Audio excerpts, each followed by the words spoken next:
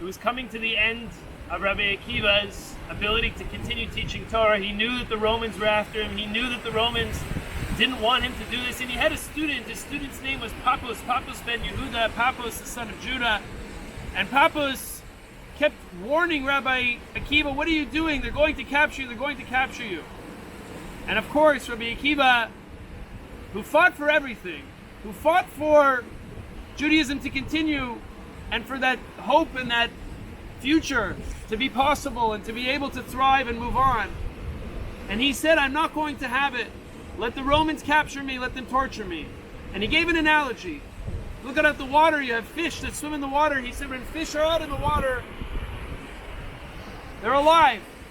There's a fish running, scampering away from a fisherman, and there was a fox alongside the river, and the fox said to the fish, hey, why don't you come jump up on here on the dry ground where you can be safe from the nets of the fishermen.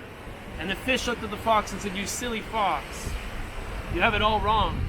He says, if I hop out of the water, I'll have no more air. My very life is here in the water. I'd rather be running away from those fishermen here in the water than outside where I would be dead.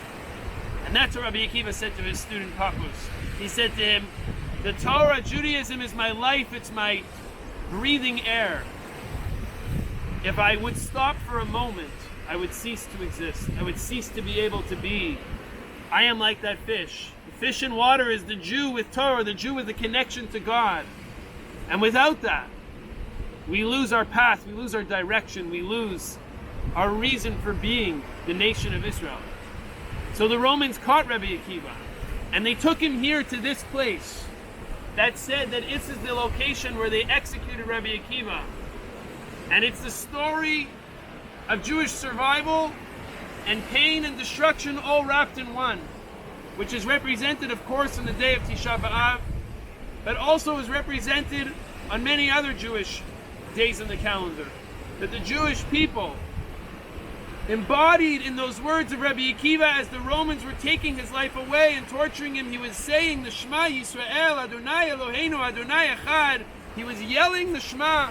And his students said, how could you say the Shema, the motto of Judaism? How can you say it at this time? The Romans are taking your life. There's nothing left. We're finished. We're complete. We're done. Jewish history is over. And Rabbi Akiva said, no. I waited my whole life to be able to live and die. To live and die for what I believe in. And the question that we need to think about when we come to this place that Rabbi Akiva gave everything is what are we fighting for? What is our battle? What is our Jewish battle, and what is this part of the story that we're going to play?